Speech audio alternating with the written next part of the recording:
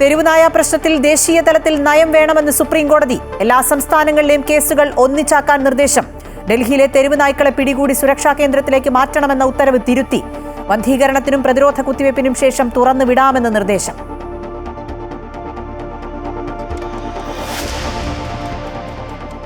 Bihar voter പട്ടിക പരിഷ്കരണത്തിൽ നിർണായക ഉത്തരവുമായി supreme കോടതി. രേഖയായി ആധാർ പരിഗണിക്കണമെന്ന് നിർദ്ദേശം. ജയിലിൽ കിടന്ന് ആരും ഭരിക്കേണ്ട എന്ന് പ്രധാനമന്ത്രി നരേന്ദ്രമോദി. അഴിമതിക്കെതിരെ പോരാടുന്നതിനാണ് പുതിയ ഭരണഘടനാ ഭേദഗതിയെന്നും പ്രധാനമന്ത്രി. 13,000 കോടി രൂപയുടെ പദ്ധതികൾ ബീഹാറിന് സമർപ്പിച്ചു.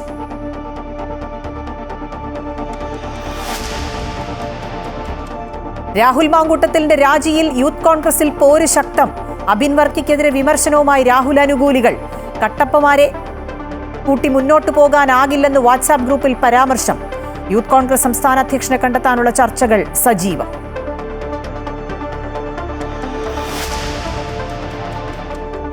ബെവ്കോയ്ക്ക് 650 കോടി രൂപയുടെ അധിക വരുമാനം. സ്ഥിരം ജീവനക്കാർക്ക് ഓണത്തിന് 1,02,000 രൂപയുടെ റെക്കോർഡ് ബോണസ്. സാമൂഹ്യക്ഷേമ പെൻഷന്റെ 2 ഗഡു വിതരണം നാളെ മുതൽ.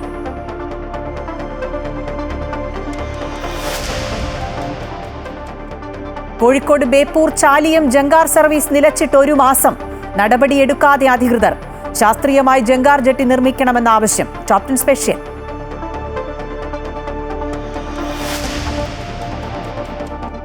സംസ്ഥാനത്ത് ഒരാൾക്ക് കൂടി അമീബിക് മസ്തിഷ്ക ജ്വരം. രോഗം സ്ഥിരീകരിച്ചത് മലപ്പുറം ചേലേമ്പ്ര സ്വദേശിയായ 47-കാരന്. കൊല്ലം ജില്ലയിൽ 4 ദിവസങ്ങൾക്കുള്ളിൽ പനി ബാധിച്ചു മരിച്ചത് 7 പേർ.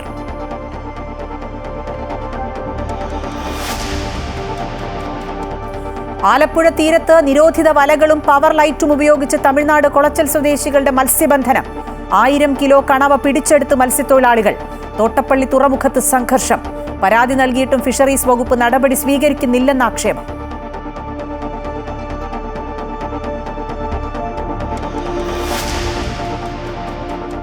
വനിതാ ഏകദിന ലോകകപ്പിന് തിരുവനന്തപുരം കാര്യവട്ടം സ്റ്റേഡിയം വേദിയാകില്ല. ബംഗളൂരുവിലെ മത്സരങ്ങൾ മുംബൈയിലേക്ക് മാറ്റി. കേരളത്തിന് തിരിച്ചടിയായത് വിമാന സർവീസുകളുടെ കുറവ്.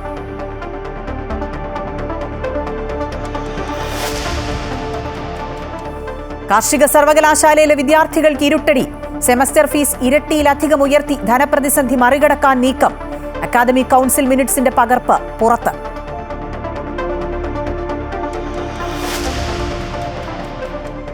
Story of the day. നീതിബോധത്തോടെ നിയമവഴിയെ ഗോപാലൻ.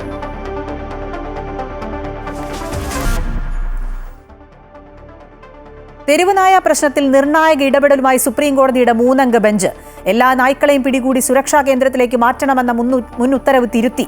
നായ്ക്കളെ പിടികൂടി വന്ധീകരണത്തിനും പ്രതിരോധ കുത്തിവയ്പ്പിനും ശേഷം തുറന്നു വിടാമെന്ന് ഉത്തരവ്. വിഷയത്തിൽ ദേശീയ നയം രൂപീകരിക്കുന്നതിന്റെ ഭാഗമായി എല്ലാ കോടതികളിലെയും കേസുകൾ സുപ്രീം കോടതിയിലേക്ക് മാറ്റാനും നിർദ്ദേശം. ഈ മാസം 11-നാണ് രാജ്യതലസ്ഥാനമായ ഡൽഹിയിലെ മുഴുവൻ തെരുവ് നായ്ക്കളെയും സുരക്ഷാ കേന്ദ്രത്തിലേക്ക് മാറ്റാൻ സുപ്രീം കോടതിയുടെ 2-അംഗ ബെഞ്ച് നിർദ്ദേശം നൽകിയത്. രാജ്യത്താകമാനം ഈ രീതി തുടരണമെന്ന സ്ഥിതി വന്നതോടെ രാജ്യവ്യാപക പ്രതിഷേധമാണ് ഉയർന്നു വന്നത്. ഇതോടെയാണ് മുൻ ഉത്തരവ് തിരുത്തി 3-അംഗ ബെഞ്ചിന്റെ പുതിയ ഉത്തരവ് വന്നത്. ജസ്റ്റിസുമാരായ വിക്രംനാഥ്, സന്ദീപ് മഹത്, NV അഞ്ചാരിയ എന്നിവരുടെ ബെഞ്ചാണ് നായ്ക്കളെ പിടികൂടി ബന്ധീകരണത്തിനും പ്രതിരോധ കുത്തിവയ്പ്പിന് ശേഷം തുറന്നുവിടാമെന്നും ഉത്തരവ് ഇറക്കിയത്. അതേസമയം ആക്രമണ സ്വഭാവമുള്ള നായ്ക്കളെ തുറന്നുവിടരുതെന്നും നിർദ്ദേശമുണ്ട്. പൊതു ഇടങ്ങളിൽ ഭക്ഷണം നൽകുന്ന രീതി അവസാനിപ്പിക്കണമെന്നും നായ്ക്കൾക്ക് ഭക്ഷണം നൽകുന്ന പ്രത്യേക സ്ഥലം കണ്ടെത്തണമെന്നും ബന്ധപ്പെട്ട അധികാരികൾക്ക് സുപ്രീം കോടതി നിർദ്ദേശം നൽകി. ഇക്കാര്യത്തിൽ ഏതെങ്കിലും തരത്തിൽ വ്യതിചലനം ഉണ്ടായാൽ നിയമപ്രകാരം നടപടി സ്വീകരിക്കണമെന്നും സുപ്രീം കോടതി നിർദ്ദേശം നൽകിയിട്ടുണ്ട്. സാധാരണ ജനങ്ങൾക്ക് തെരുവിലൂടെ നടക്കുവാനുള്ള ബുദ്ധിമുട്ടുകൂടി പരിഗണിച്ചാണ് ഇത്തരമൊരു നിർദ്ദേശം കോടതി നൽകിയിട്ടുള്ളത്. നായ്ക്കളുമായി ബന്ധപ്പെട്ട വിവിധ സംസ്ഥാനങ്ങളിലുള്ള കേസുകൾ ഒന്നിച്ചാക്കാൻ നിർദ്ദേശമുണ്ട്. ഹൈക്കോടതിയിലുള്ള കേസുകൾ സുപ്രീം കോടതിയായിരിക്കും പരിഗണിക്കുക. ദേശീയ നയം രൂപീകരിക്കുന്ന ഭാഗമായാണ് കേസുകൾ ഒന്നിച്ചാക്കാൻ സുപ്രീം കോടതി നിർദ്ദേശം നൽകിയത്. തെരുവ് നായ്ക്കളെ സുരക്ഷാ കേന്ദ്രത്തിലേക്ക് മാറ്റുവാനുള്ള സുപ്രീം കോടതി നിർദ്ദേശത്തിന് പിന്നാലെ ഡൽഹിയിൽ നടപടികൾ ആരംഭിച്ചിരുന്നു. ഇതിന് പിന്നാലെയാണ് ഡൽഹി മുഖ്യമന്ത്രിക്ക് നേരെ ആക്രമണം ഉണ്ടായതും. തെരുവ് നായ്ക്കൾക്കെതിരായ സർക്കാർ നടപടിയിൽ പ്രതിഷേധിച്ചാണ് ഗുജറാത്ത് സ്വദേശിയായ രാജേഷ് മുഖ്യമന്ത്രിയെ ആക്രമിച്ചതെന്നാണ് കണ്ടെത്തിയിരിക്കുന്നത്. അമൃത ന്യൂസ്, ന്യൂഡൽഹി.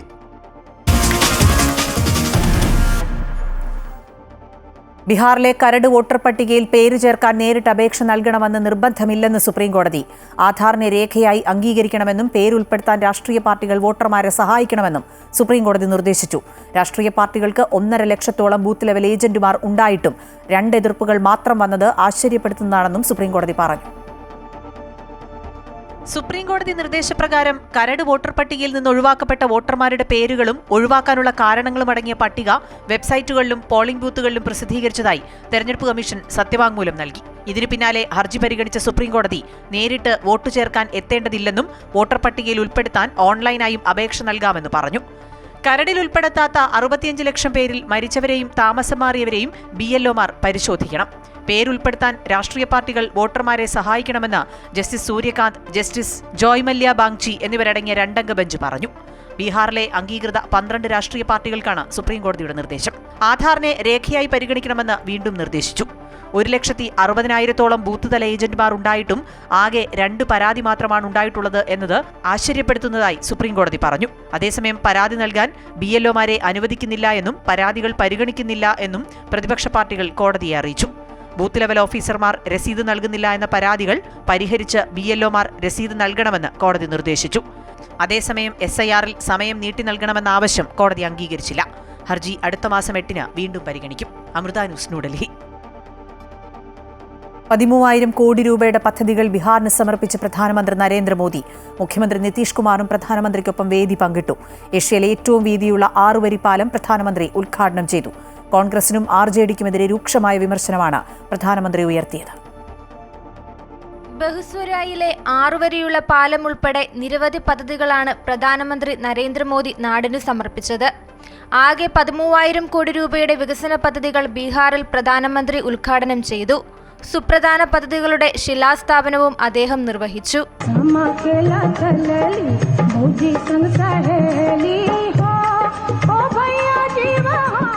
തുടർന്ന് റാലി അഭിസംബോധന ചെയ്ത പ്രധാനമന്ത്രി കോൺഗ്രസിനും RJDക്കുമെതിരായി വിമർശനങ്ങളാണ് ഉന്നയിച്ചത്. പുതിയ നിയമം വരുന്നതിൽ കോൺഗ്രസും RJDയും ഇടതു പാർട്ടികളും ഭയപ്പെട്ടിരിക്കുകയാണെന്ന് പ്രധാനമന്ത്രി പറഞ്ഞു. ഒരു സർക്കാർ ഉദ്യോഗസ്ഥൻ 50 മണിക്കൂർ തുടർച്ചയായി ജയിലിൽ കിടന്നാൽ ജോലി നഷ്ടമാകും. എന്നാൽ ജയിലിലാകുന്ന മുഖ്യമന്ത്രിയും മന്ത്രിമാരുമൊക്കെ അതിനുള്ളിൽ നിന്നും ഭരണം ആസ്വദിക്കുകയാണെന്നും ജയിലിനുള്ളിൽ നിന്ന് സർക്കാർ ഉത്തരവുകൾ ഇറക്കിയിരിക്കുന്ന ഒരു സമയമുണ്ടായിരുന്നുവെന്നും മോദി പറഞ്ഞു. कि अगर किसी छोटे सरकारी कर्मचारी को 50 घंटे तक हिरासत में रख दिया तो अपने आप वो सस्पेंड हो जाता है. लेकिन अगर कोई मुख्यमंत्री है, कोई मंत्री है, कोई प्रधानमंत्री है तो वो जेल में रह करके भी सत्ता का सुख पा सकता है. ये कैसे हो सकता है?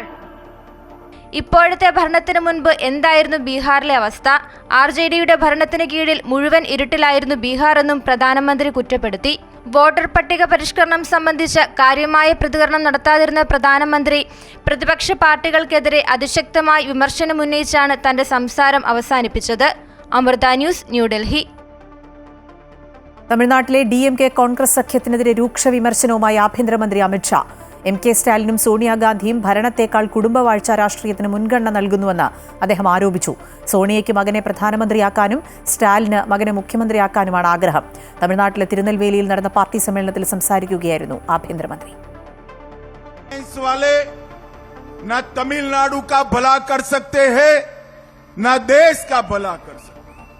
स्टालिन जी का एक ही एजेंडा है, अपने बेटे को मुख्यमंत्री बनाना.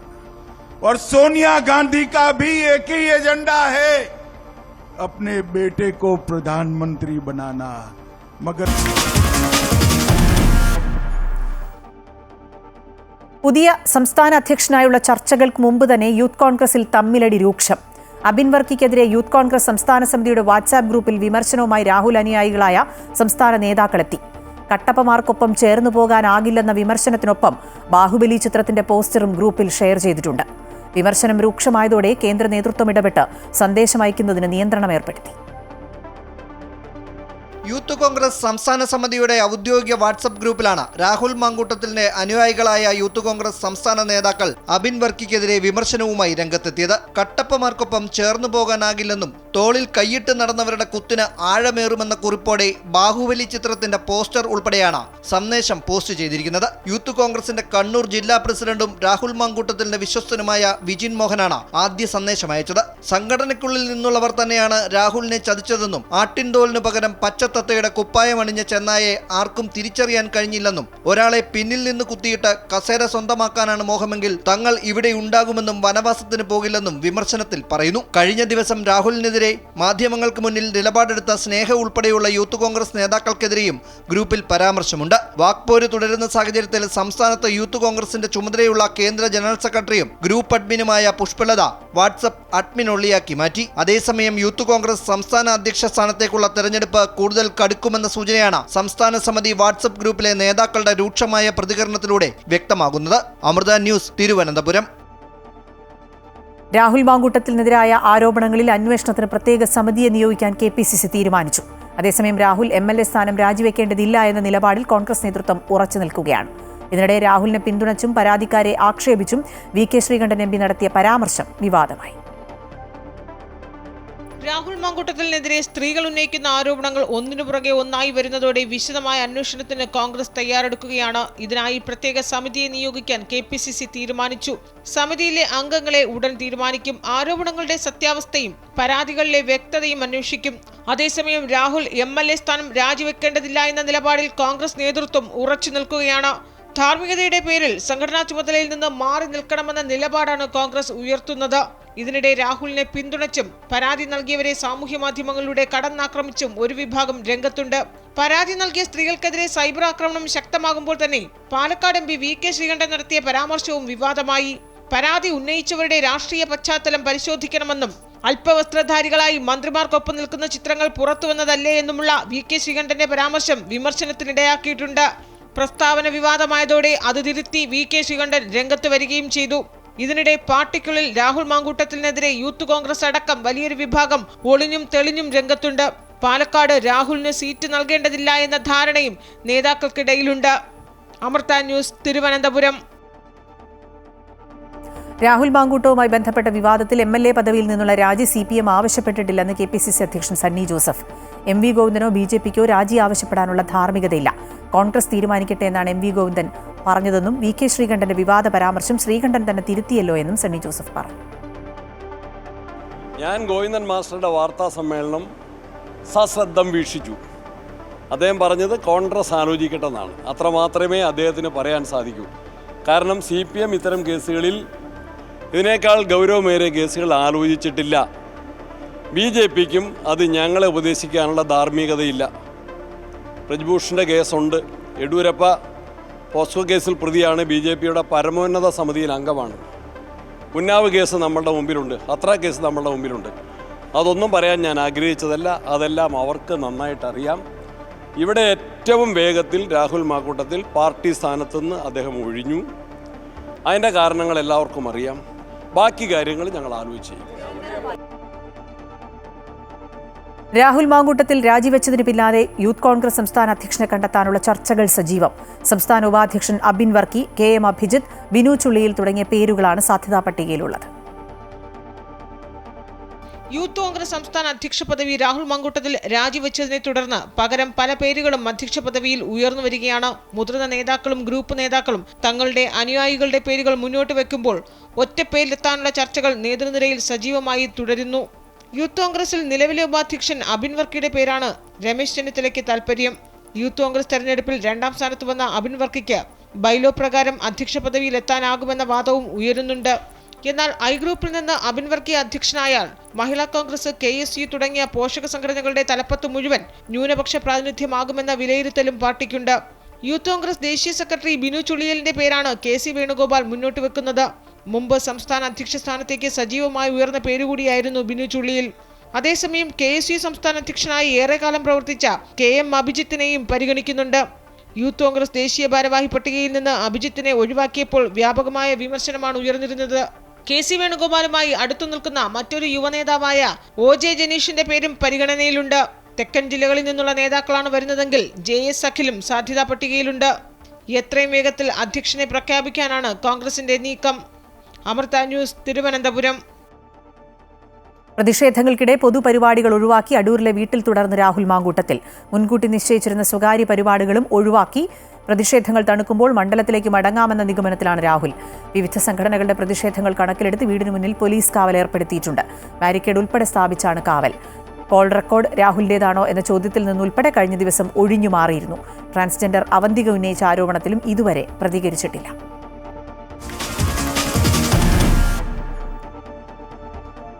ഓണസമ്മാനമായി ക്ഷേമ പെൻഷൻ ഗുണഭോക്താക്കൾക്ക് 2 മാസത്തെ ക്ഷേമ പെൻഷൻ 3200 രൂപ നാളെ മുതൽ വിതരണം ചെയ്യും.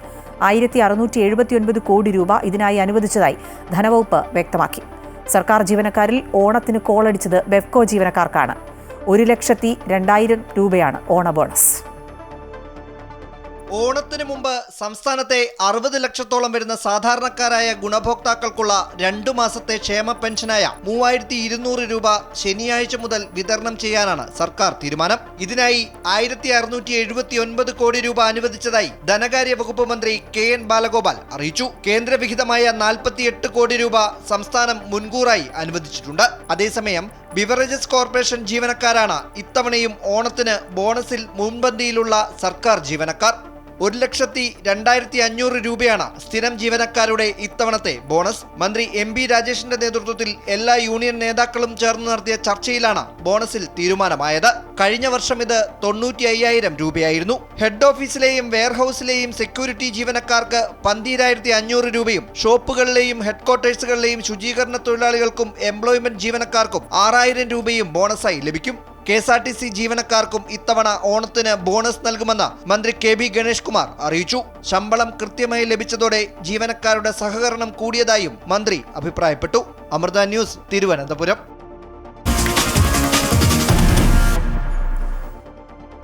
ഇനി ടോപ് 10 സ്പെഷ്യൽ വാർത്തയിലേക്കാണ്. 1 മാസക്കാലമായി അധികൃതരുടെ അനാസ്ഥ കാരണം കോഴിക്കോട് ബേപ്പൂർ ചാലിയം ജങ്കാർ സർവീസ് നിലച്ചിരിക്കുകയാണ്.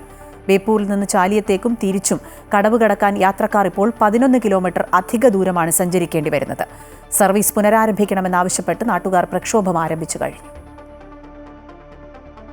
ബേപ്പൂർ ചാലിയം ജങ്കാർ നിലച്ചതോടെ ഫറോക്ക് കരുവന്തിരുത്തി വഴി 11 കിലോമീറ്ററോളം അധികം ദൂരമാണ് യാത്രക്കാർക്ക് സഞ്ചരിക്കേണ്ടി വരുന്നത്.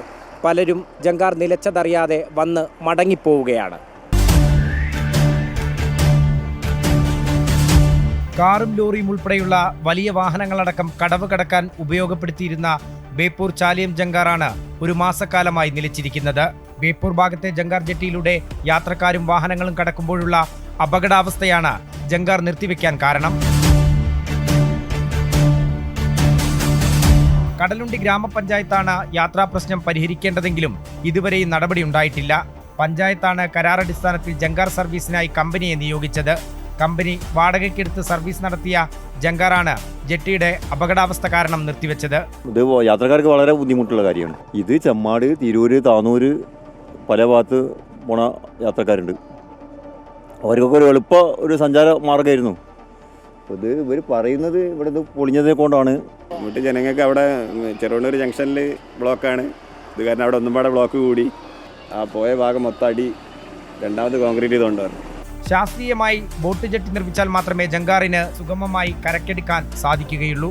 കടലുണ്ടി പഞ്ചായത്തിന് ജങ്കാർ സർവീസ് നടത്തുന്നതിൽ ബുദ്ധിമുട്ടുണ്ടെങ്കിൽ ജില്ലാ പഞ്ചായത്തിനെയോ കോർപ്പറേഷനെയോ ഏൽപ്പിച്ച് യാത്രാ പ്രതിസന്ധി പരിഹരിക്കണമെന്നാണ് നാട്ടുകാരുടെ ആവശ്യം.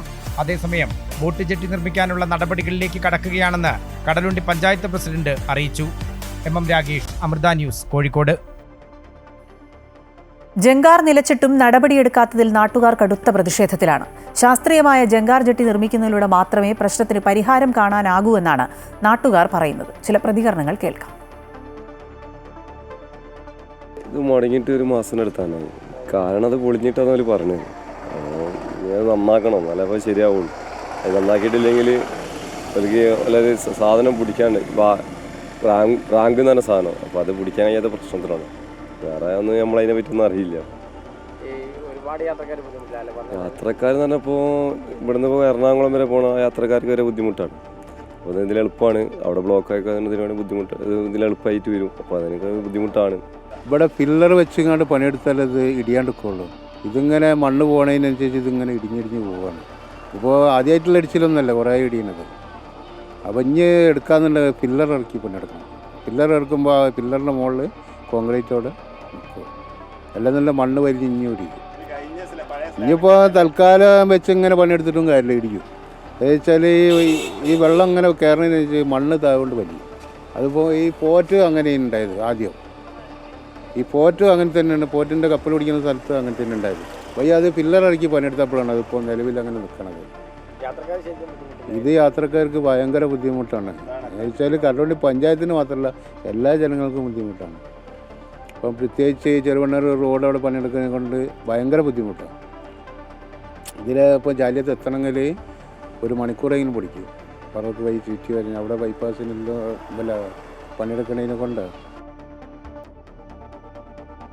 ഈ വാർത്തയുടെ വിശദാംശങ്ങൾ കോഴിക്കോട് നിന്ന് MM രാകേഷ് നൽകും. രാകേഷ്, നിരവധി യാത്രക്കാർ ആശ്രയിക്കുന്ന ജങ്കാർ നിലച്ചിട്ട് എന്തുകൊണ്ടാണ് അധികൃതർ ഒരു നടപടിയും എടുക്കാത്തത്? ഇത് പുനഃസ്ഥാപിക്കാനുള്ള ഏതെങ്കിലും തരത്തിലുള്ള നടപടികൾ അധികൃതരുടെ ഭാഗത്തുനിന്ന് ഉണ്ടാകുമെന്ന് നമുക്ക് പ്രതീക്ഷിക്കാൻ കഴിയുമോ? ബേപ്പൂർ ചാലിയം ജങ്കാർ എന്നാണ് നമ്മൾ പറയുകയെങ്കിലും ഈ ഒരു ജങ്കാർ എന്ന് പറയുന്നത് ഒരു 2 ചെറിയ പ്രദേശങ്ങളെ മാത്രം തമ്മിൽ ബന്ധിപ്പിക്കുന്ന ഒരു ജങ്കാറല്ല. അതായത് വടക്കൻ കേരളത്തിൽ നിന്നുള്ളവർ, കണ്ണൂർ, കോഴിക്കോട് ഉൾപ്പെടെയുള്ള ഭാഗത്തു നിന്നുള്ളവർ എറണാകുളം ഭാഗത്തേക്ക് മറ്റും പോകുമ്പോൾ ഏറ്റവും കൂടുതൽ ആശ്രയിക്കുന്ന ഒരു എളുപ്പമാർഗ്ഗം കൂടിയാണ് ഈ ബേപ്പൂർ ചാലിയം ജങ്കാർ എന്ന് പറയുന്നത്. അതായത് നമുക്കറിയാം ദേശീയപാതയിൽ പ്രവൃത്തി പുരോഗമിക്കുകയാണ്, അതുകൊണ്ട് തന്നെ ഗതാഗതക്കുരുക്ക് രൂക്ഷമാണ്. ഈ സാഹചര്യത്തിലൊക്കെ തന്നെ വളരെ എളുപ്പത്തിൽ പോകാവുന്ന ഒരു വഴിയാണ് ഈ ബേപ്പൂർ ചാലിയം ജങ്കാർ എന്നുള്ളത്. കാറും വലിയ ലോറികളും ഉൾപ്പെടെയുള്ള വാഹനങ്ങൾ ആശ്രയിച്ചിരുന്ന ഈ ഒരു ജങ്കാറാണ് ഒരു മാസക്കാലമായി ഇപ്പോൾ നിർത്തിവെച്ചിരിക്കുന്നത്. അപകടാവസ്ഥയാണ്. കാരണം ബേപ്പൂർ ജെട്ടിയുടെ നിർമ്മാണമാണ് ഇനി നടക്കേണ്ടത്. അതേസമയം തന്നെ കടലുണ്ടി ഗ്രാമപഞ്ചായത്തിനാണ് ഇതിൻ്റെ ചുമതല. കടലുണ്ടി ഗ്രാമപഞ്ചായത്ത് പ്രസിഡന്റുമായി ബന്ധപ്പെട്ട് നമ്മൾ സംസാരിച്ചിരുന്നു. അവർ പറയുന്നത് ഈ 29-ാം തീയതി ടെൻഡർ തുറക്കുന്ന നടപടികളിലേക്ക് നീങ്ങുകയും ജെട്ടിയുടെ നിർമ്മാണം ആരംഭിക്കുകയും ചെയ്യുമെന്നുള്ളതാണ്. അപ്പോഴും നമ്മുടെ മുന്നിലുള്ള ആശങ്ക എന്ന് പറയുന്നത് കാലാവസ്ഥ പ്രതികൂലമാണ്. അതുകൊണ്ട് തന്നെ ഈ നിർമ്മാണം എത്രമാത്രം നീണ്ടുപോകുമെന്നുള്ളതും ജനങ്ങൾക്കിടയിലും ആശങ്കയുണ്ട്. അതേസമയം ജനങ്ങൾക്ക്, അതായത് യാത്രക്കാർക്ക്, ബേപ്പൂർ ചാലിയത്തെ ആശ്രയിക്കുന്ന സാധാരണ യാത്രക്കാർക്ക് യാത്ര ചെയ്യുന്നതിനുള്ള ബോട്ട് സൗകര്യം ഏർപ്പെടുത്തുമെന്നും പ്രസിഡന്റ് പറഞ്ഞിട്ടുണ്ട്. ഏതായാലും നമ്മുടെ ടൂറിസം മന്ത്രിയുടെ മണ്ഡലം കൂടെയാണ്. അതുകൊണ്ട് തന്നെ കൃത്യമായി തന്നെ ഇടപെട്ട്, പ്രത്യേകിച്ച് പ്രാദേശിക തിരഞ്ഞെടുപ്പൊക്കെ തന്നെ വരാനിരിക്കുകയാണ്, നടപടികൾ ഉണ്ടാകുമെന്ന് തന്നെ നമുക്ക് പ്രതീക്ഷിക്കാം. ശരി, രാകേഷാണ് വിശദാംശങ്ങൾ നൽകിയത്. സർക്കാരിൻ്റെ ഇടപെടൽ തീർച്ചയായും വേണം. ധാരാളം പേര് ആശ്രയിക്കുന്ന ഒരു വഴിയാണ്, അല്ലെങ്കിൽ ജങ്കാറാണ്. അതുകൊണ്ട് തന്നെ സർക്കാർ നടപടിയെടുക്കും. രാകേഷ് സൂചിപ്പിച്ചതുപോലെ ടൂറിസം വകുപ്പ് മന്ത്രിയുടെയൊക്കെ കൂടി മണ്ഡലമായതുകൊണ്ട് തന്നെ നടപടികൾ അതിവേഗം പ്രതീക്ഷിക്കുകയാണ്.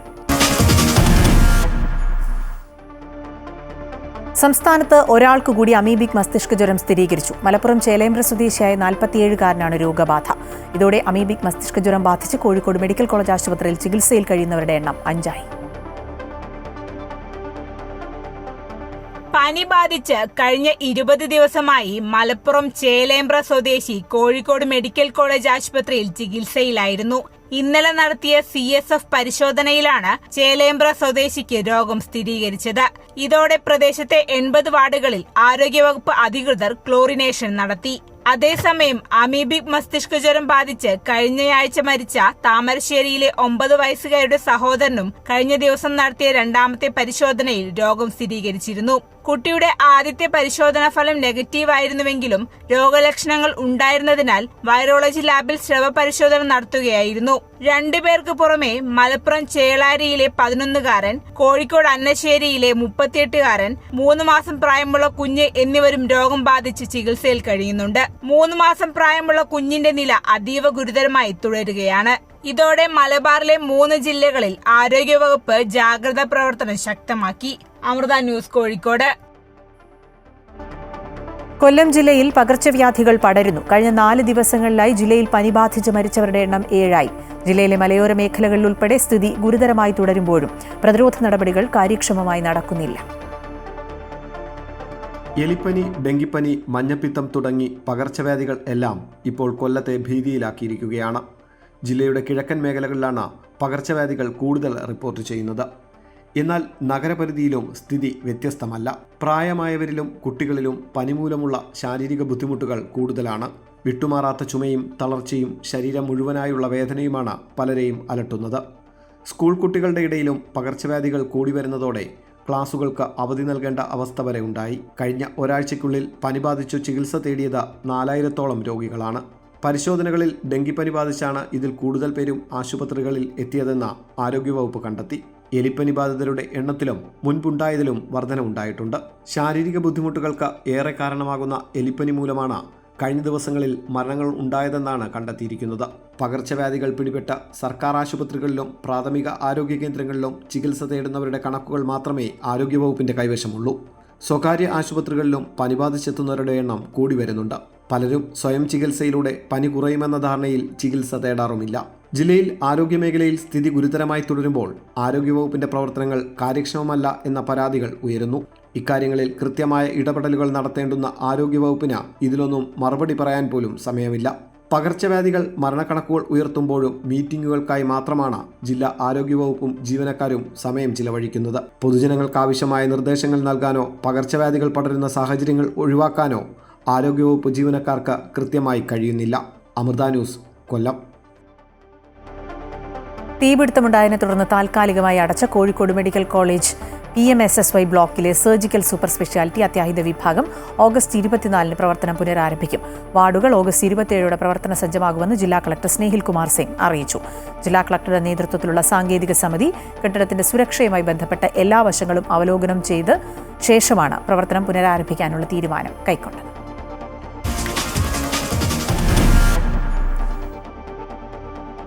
ആലപ്പുഴയിൽ തമിഴ്നാട് കുളച്ചൽ സ്വദേശികളുടെ അനധികൃത മത്സ്യബന്ധനം. തോട്ടപ്പള്ളി തുറമുഖത്ത് സംഘർഷം. കുളച്ചൽ സ്വദേശികൾ പുറം കടലിൽ നിന്ന് അനധികൃതമായി കണവ പിടികൂടിയതാണ് സംഘർഷത്തിന് കാരണമായത്. തമിഴ്നാട് കുളച്ചൽ സ്വദേശികൾ മാസങ്ങൾക്ക് മുൻപ് തന്നെ പുറക്കാട് നിന്ന് പുലർച്ചെ നിരോധിത വല ഉപയോഗിച്ച് അനധികൃത മത്സ്യബന്ധനം നടത്തുന്നുവെന്ന വ്യാപക പരാതി ഉയർന്നിരുന്നു. ഇതിനിടയിലാണ് വെള്ളിയാഴ്ച തോട്ടപ്പള്ളിയിൽ നിന്ന് മത്സ്യബന്ധനത്തിന് പോയ പരമ്പരാഗത മത്സ്യത്തൊഴിലാളികൾ കുളച്ചൽ തൊഴിലാളികളെ പിടികൂടുന്നത്. പവർ ലൈറ്റ്, ജനറേറ്റർ എന്നിവയുൾപ്പെടെ നിരവധി വസ്തുക്കൾ വള്ളത്തിലെത്തിച്ചാണ് അനധികൃതമായി ഇവർ കണവ പിടികൂടിയത്. തമിഴ്നാട് രജിസ്ട്രേഷനിലുള്ള വള്ളങ്ങളിലായിരുന്നു കുളച്ചൽ സ്വദേശികളുടെ മത്സ്യബന്ധനം. ഇവയ്ക്ക് പച്ച കളർ കോഡാണുള്ളത്. ഇത്തരത്തിലെ 3 വള്ളങ്ങളാണ് പരമ്പരാഗത മത്സ്യത്തൊഴിലാളികൾ പിടികൂടിയത്. നമ്മുടെ പരമ്പരാഗത മത്സ്യത്തൊഴിലാളി മേഖലയിൽ നശിപ്പിക്കുന്ന തരത്തിൽ തമിഴ്നാട്ടിൽ നിന്നുള്ള കേരളത്തിൽ നിരോധിച്ച വലകൾ ഉപയോഗിച്ചും അതുപോലെ തന്നെ പവർ ലൈറ്റ് ഉപയോഗിച്ചും മത്സ്യബന്ധനം നടത്തി കേരളത്തിൻ്റെ തീരപ്രദേശത്ത് മത്സ്യം ഉണ്ടാകാത്ത തരത്തിൽ അനധികൃതമായിട്ടുള്ള മത്സ്യബന്ധനമാണ് നടത്തുന്നത്. പ്രധാനമായും സംസ്ഥാന ഗവൺമെൻറ് നിയമത്തിലൂടെ നടപ്പിലാക്കിയ നിയമങ്ങളെല്ലാം കാറ്റിൽ പറത്തിക്കൊണ്ടാണ് തമിഴ്നാട്ടിൽ നിന്ന് വന്നിട്ടുള്ള വള്ളങ്ങൾ ഇവിടെ മത്സ്യബന്ധനം നടത്തുന്നത്. വള്ളങ്ങളും കണവയും പിന്നീട് തോട്ടപ്പള്ളി തുറമുഖത്ത് എത്തിച്ചു. ഏകദേശം 1000 കിലോ കണവയാണ് അനധികൃതമായി പിടിച്ചെടുത്തത്. വെള്ളിയാഴ്ച 1 കിലോ കണവയുടെ വില 630 രൂപയായിരുന്നു. പിടിച്ചെടുത്ത കണവ പിന്നീട് ഫിഷറീസ് വകുപ്പിന്റെ നേതൃത്വത്തിൽ തോട്ടപ്പള്ളി തുറമുഖത്തെത്തിച്ച് ലേലം ചെയ്തു. ലേലത്തുക സർക്കാരിലേക്ക് കണ്ടുകെട്ടി. മാസങ്ങളായി നടക്കുന്ന ഈ അനധികൃത മത്സ്യബന്ധനത്തിനെതിരെ ഫിഷറീസ് വകുപ്പ് നടപടി സ്വീകരിക്കുന്നില്ലെന്നാണ് പരമ്പരാഗത മത്സ്യത്തൊഴിലാളികളുടെ പരാതി. കുളച്ചൽ സ്വദേശികൾ പവർ ലൈറ്റ് ഉപയോഗിച്ച് മത്സ്യബന്ധനം നടത്തുന്നതിനാൽ തങ്ങൾക്ക് മത്സ്യം കിട്ടുന്നില്ലെന്ന പരാതിയാണ് പരമ്പരാഗത മത്സ്യത്തൊഴിലാളികൾ ഉയർത്തുന്നത്. ഇതിനെതിരെ കർശനമായ പരിശോധനയും നടപടിയും വേണമെന്നാണ് ഇവരുടെ ആവശ്യം. അമൃത ന്യൂസ്, ആലപ്പുഴ.